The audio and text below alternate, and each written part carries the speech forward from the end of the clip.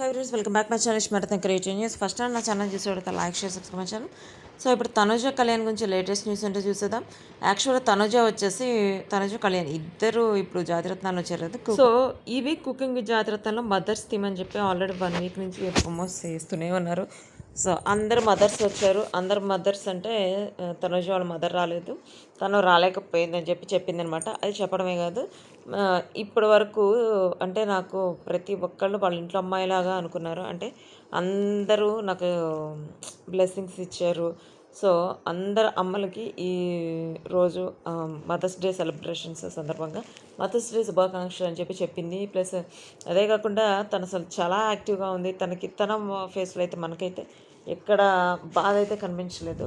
Plus ఇప్పుడు mothers day సందర్భంగా ఒక 10 మినిట్స్ వాళ్ళ మదర్స్ వచ్చి వాళ్ళతో పాటు కుక్ చేయడానికి కొంచెం పర్మిషన్ ఇచ్చారన్నమాట. సో అది కూడా ఇప్పుడు ఫస్ట్ అడ్వాంటేజ్ టాస్క్ ఆడారు. టాస్క్లో వచ్చేసి ఎవరికైతే టాస్క్లో విన్ అవుతారో వాళ్ళకి ఇంకో 20 మినిట్స్ అంటే ఒక 10 మినిట్స్ ఎక్కువ అనమాట. సో ఇప్పుడు అందరు అడుగుతారు తనుజ వాళ్ళ మదర్ రాలేదు, మరి తనుజకి నేను హెల్ప్ చేస్తాను చెప్పి ప్రదీప్ అంటాడు. ఇంకా మామూలుగా ఉండదు కదా. నిఖిల్ వచ్చి అవును మాకు మాత్రం మేము వంటలు చేస్తుంటే మా వంటలు మాత్రం చెడగొట్టు, ఇప్పుడు వాళ్ళకి మాత్రం నువ్వు హెల్ప్ చేయి అని చెప్పి అంటే ప్రదీప్ అంటాడు. అంటే యాక్చువల్గా శత్రువులు ఎక్కడో ఉండరు, బ్లాక్ షర్ట్ బ్లాక్ ప్యాంట్ వేసుకుని ఆయనకే తిరుగుతుంటారని చెప్పి అంటాడు, అంటే నిఖిల్ని.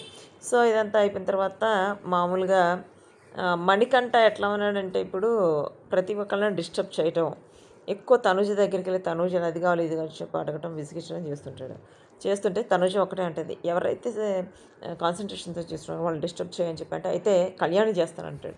అంటే కళ్యాణ్ చేస్తే ముఖం పగిలిపోద్ది అంటది.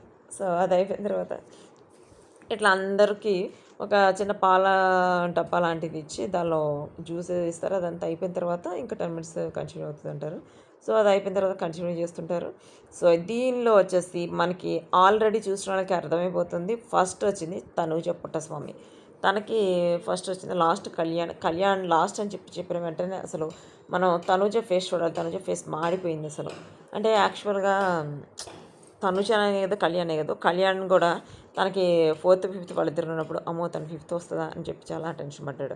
Plus Kalyan last week first వచ్చిన కళ్యాణ్ ఈ వీక్ లాస్ట్ రావడానికి రీజన్ అని చెప్పి అందరూ అడుగుతున్నారు. మేబీ కళ్యాణ్కి ఏదన్నా స్పెషల్గా బయట షూటింగ్స్ ఉంటే తన్ని ఈ వీక్ లాస్ట్లో వచ్చిన వాళ్ళని ఆడించి ఎవరికైతే తక్కువ మార్క్స్ వస్తే వాళ్ళని అందరికీ వస్తున్న డౌట్. మేబీ అది కూడా అయ్యి ఉండొచ్చు, ఎందుకంటే ఆల్బమ్ ఒకటి రిలీజ్ అవ్వబోతుంది మన కళ్యాణ్ది.